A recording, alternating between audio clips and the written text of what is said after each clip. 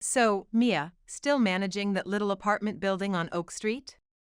My brother Elliot asked, smirking over his glass of wine at our weekly family dinner.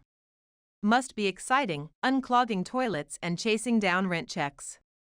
I nodded, taking a sip of water while my heart raced with excitement about the 3 major property acquisitions I had finalized that morning. The Oak Street building had been my first purchase 8 years ago, a small 12-unit complex that my family saw as proof of my limited ambition. They had no idea it was just the beginning of something that made my chest swell with pride. Someone has to do it, I replied mildly, hiding my smile as I pictured the luxury high-rise I now owned across from Elliot's law office. My stomach fluttered with secret delight knowing he paid premium rent there, never suspecting that his underachieving younger sister was actually his landlord. You know, my sister Victoria chimed in, glancing up from her smartphone, there's still time to do something more substantial with your life. I know a guy at Goldman Sachs who's always looking for analysts. I could put in a good word. I bit back a laugh that tickled my throat, thinking of the meeting I'd had last week with Goldman's real estate division. My cheeks warmed remembering how they'd been practically begging to handle the IPO for my company, Evelyn Estates, though they knew it only by its corporate name, not realizing its CEO was sitting at this very table. Comfortable where I am, I said, just as I did every week when my family tried to help me find a real career. My father Warren shook his head, disappointment etched in the lines around his mouth. Sweetheart, you had such potential, graduated top of your class at Northwestern Business School, could have gone anywhere, and you chose to become a small-time landlord. If only they knew that their small-time landlord had transformed that first apartment building into a real estate empire worth over $800 million. That their supposedly underachieving daughter now owned most of the prime commercial and residential properties in the city. My shoulders tensed with the weight of my secret, but I'd learned long ago that sometimes the best success is the kind nobody sees coming. How's the new office building working out? I asked Elliot, a tingle of satisfaction running through me as I knew exactly how it was working out since I had personally overseen the recent renovations. Fantastic, he boasted, puffing out his chest. Corner office on the 30th floor, best views in the city, though the rent's highway robbery. Some investment group called Evelyn Estates owns it, probably some faceless corporation run by greedy executives. I smiled into my wine glass, feeling a warm glow of pride. Evelyn Estates was anything but faceless. It was named after my grandmother, the only person who supported my real estate dreams from the beginning. She'd given me the money for that first apartment building, her faith in me like a warm embrace when everyone else thought I was throwing my life away. Did you hear about the new development going up downtown? Victoria asked excitedly, setting down her phone. Luxury condos, shopping, offices, it's going to transform the whole area. My firm's hoping to get some of the legal work when they break ground. I heard about that, I replied casually, though my heart pounded with excitement remembering how I had actually spent my morning reviewing the final architectural plans. The $200 million development was my biggest project yet, though as far as my family knew, I was still just collecting rent checks on Oak Street. My phone buzzed, a text from my project manager about the development. City Council approved all permits. We can start construction next week. My fingers trembled slightly as I read the message, thrilled by the news. Probably another message about a clogged drain, Elliot joked, noticing my phone. The glamorous life of a building manager. I excused myself to take the call, stepping into our parents' elegant garden. My heart raced with anticipation as I moved away from the dining room. Behind me, I could hear my family's voices drift through the open window. Poor Mia, my mother Diana sighed, her voice heavy with disappointment. If only she'd taken that job at Morgan Stanley after graduation. She could have been someone by now. At least it's honest work, Dad replied, his tone resigned. Though I wish she'd shown more ambition. Her cousin James just made partner at his investment firm. I smiled, a mixture of amusement and vindication warming my chest as I remembered the meeting I'd had with James's firm last month. They'd been pitching hard to handle Evelyn Estates' portfolio, their eager faces never realizing they were presenting to the cousin they pitted at family gatherings. Back inside, the conversation had turned to the city's real estate boom. My palms grew sweaty as I listened to my family enthusiastically discussing property values and development projects, never suspecting that the person driving much of that growth was sitting right at their table. The old Harrison Hotel downtown just sold for $50 million, Elliot announced, eyes wide with amazement. Can you believe it? Some mystery buyer swooped in and paid cash. I nodded thoughtfully, my pulse quickening as I remembered signing those papers just yesterday. The Harrison would be the crown jewel of my hotel division once renovations were complete, and the thought made my skin tingle with excitement. Must be nice, Victoria said wistfully, twirling her wine glass between manicured fingers, having that kind of money to throw around. Meanwhile, Mia's still collecting quarters from laundry machines. If she only knew about the offshore accounts, the investment portfolios, the properties registered under layers of LLCs. My chest tightened with the weight of my secret as I sat quietly. I built my empire in shadow, using my family's dismissive assumptions about me as the perfect cover. After dinner, I drove to my apartment, actually, the penthouse of one of my luxury buildings. As the elevator ascended to the top floor, I felt the day's tension begin to melt away. Floor-to-ceiling windows offered stunning views of the city skyline, dotted with properties I owned, hotels, office towers, apartment complexes, shopping centers. Each glittering light represented a piece of my hidden success, and pride swelled in my chest as I looked out over my domain.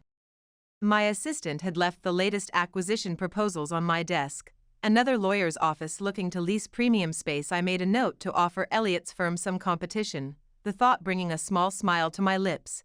A restaurant group wanting to expand into my retail locations.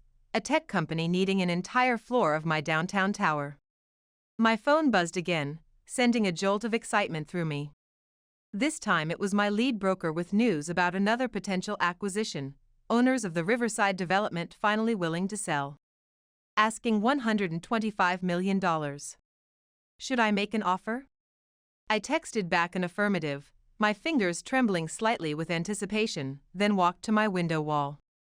The Riverside property would connect several of my existing developments, creating a continuous stretch of Evelyn Estates-owned real estate along the most valuable waterfront in the city.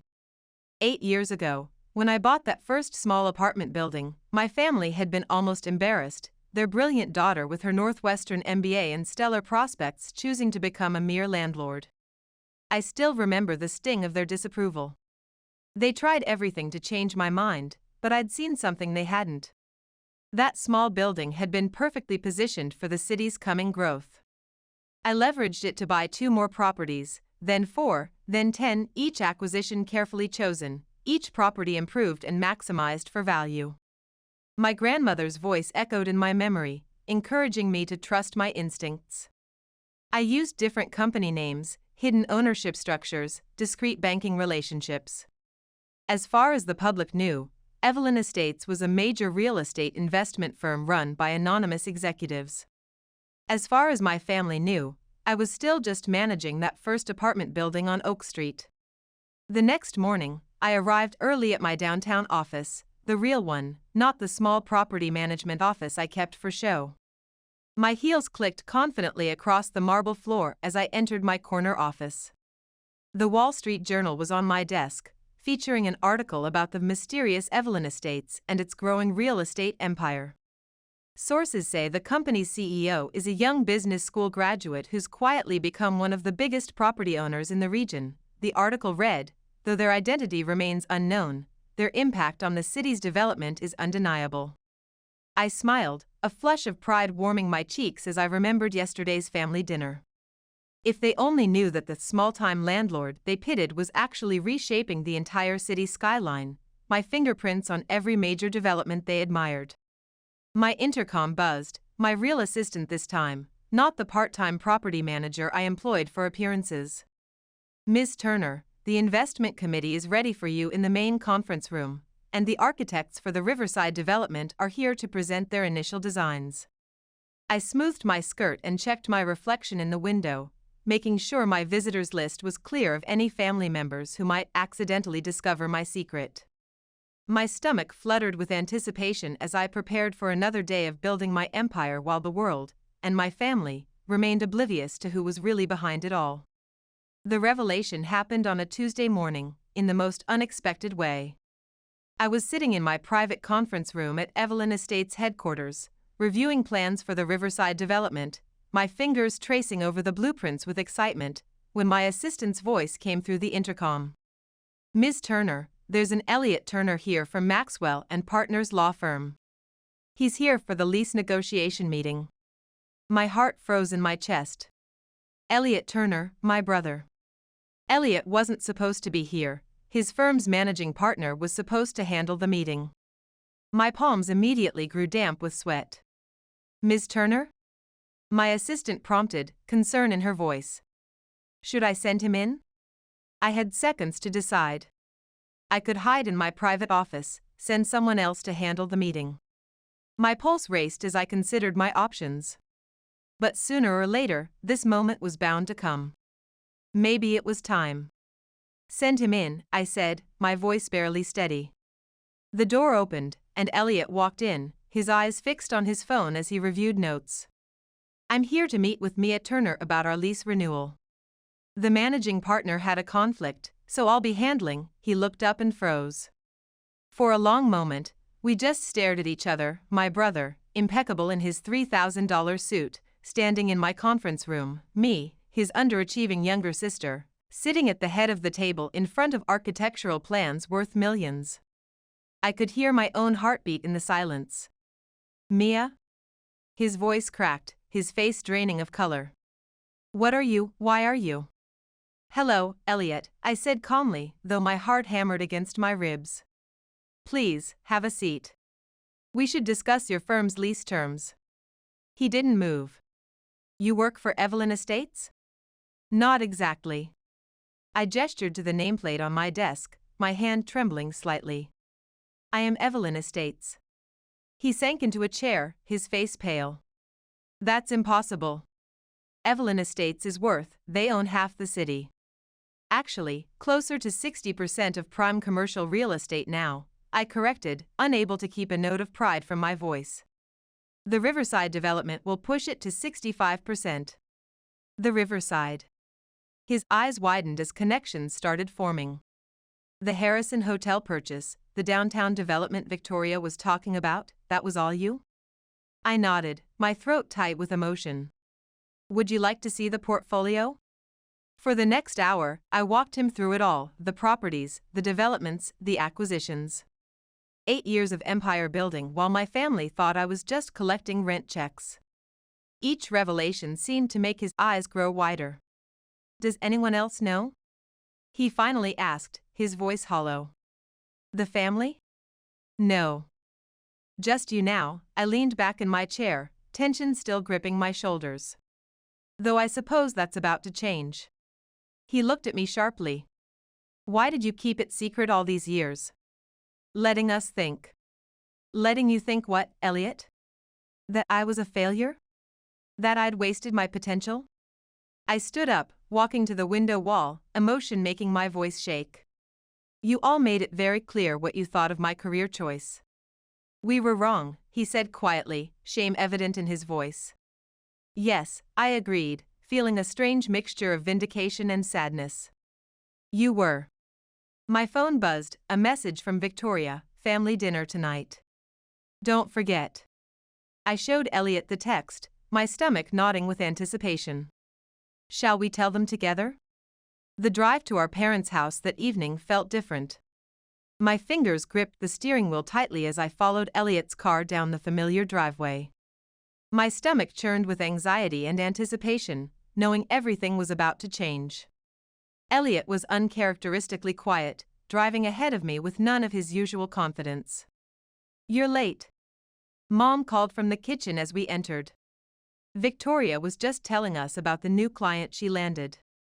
She trailed off, her smile fading as she noticed our expressions. "Is everything okay?"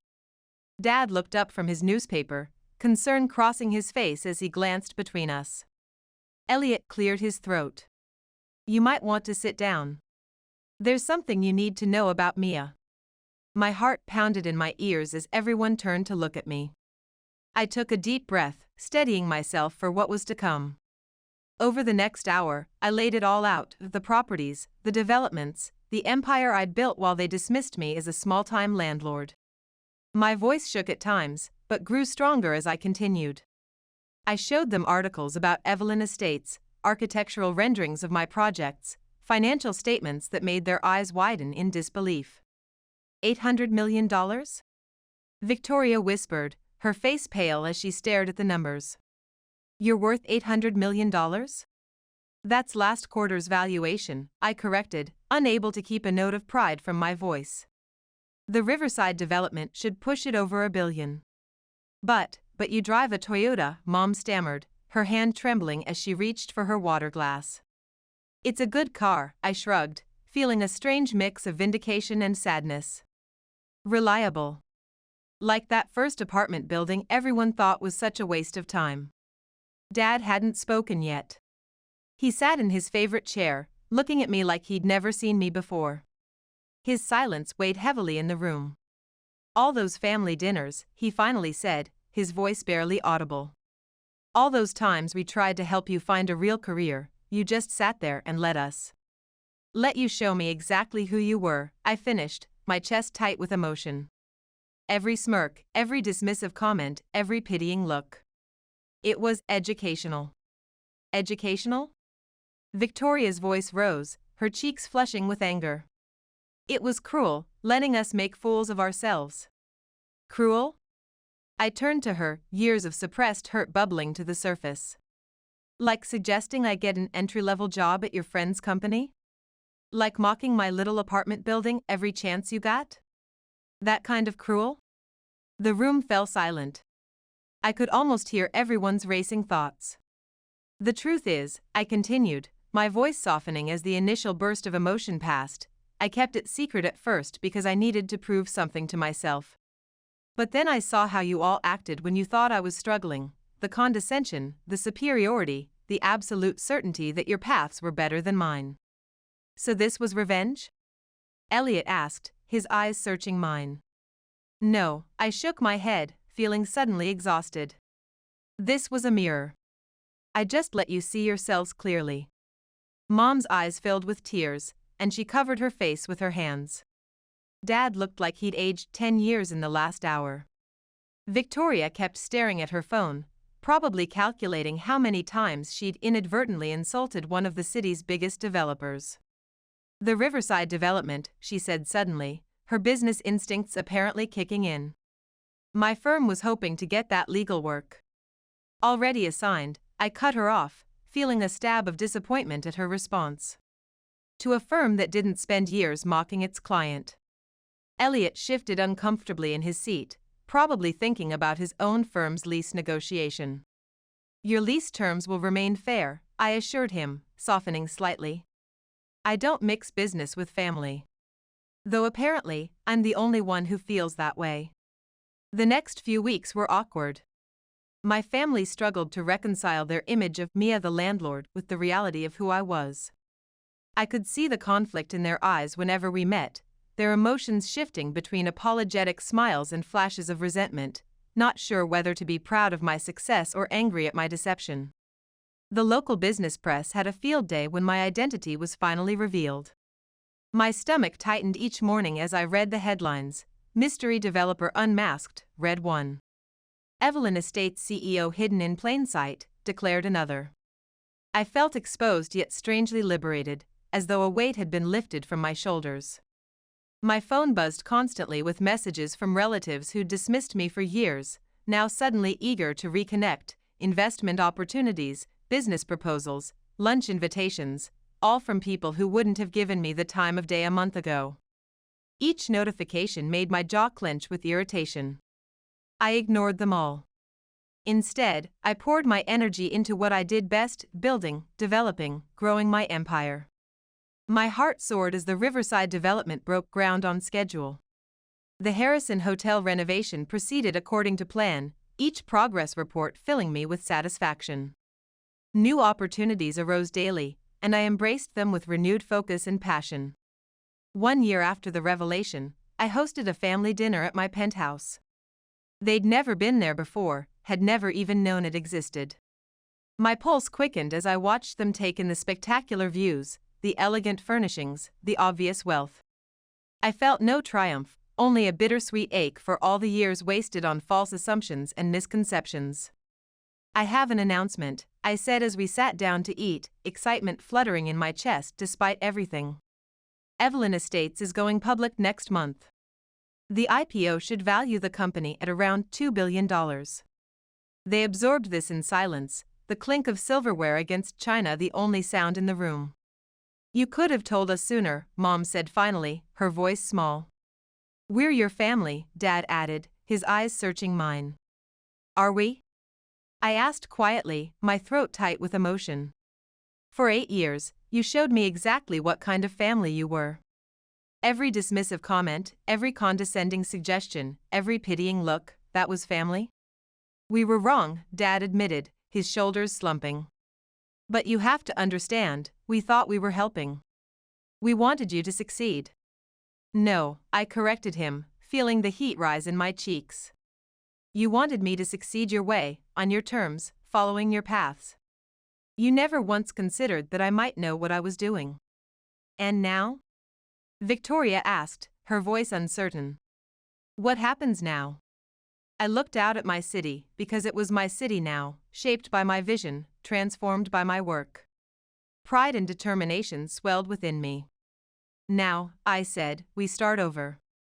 But this time, we do it honestly. No more assumptions. No more judgments. No more trying to force each other into boxes we've created." "And the company?" Elliot asked, leaning forward. "We continue to grow, but not through family connections or favors. Success should be earned, not inherited." They nodded slowly, and I could see understanding finally dawning in their eyes. Today, Evelyn Estates is worth over $3 billion. We own properties across the country, developing communities, shaping skylines, building something lasting. My chest fills with pride whenever I see our logo on a building. My family, we're building something too. Something harder than real estate empires, but more valuable, real relationships based on truth and mutual respect rather than appearances and expectations. Elliot's firm still leases office space in my building, but now he negotiates directly with my team, no special treatment. Victoria's firm occasionally handles legal work for smaller projects, earned through competitive bidding. Mom and Dad are learning to be proud of what I've built, not what they wish I'd built. And me? I still drive that Toyota, feeling the familiar comfort of its worn seats. I still visit that first apartment building on Oak Street, running my fingers along the bricks that started it all. I still remember the lessons learned while building an empire in secret, the determination that burned inside me when no one else believed. Because sometimes the biggest successes aren't the ones you can see in a skyline, sometimes they're the ones that teach you, and those around you, what really matters.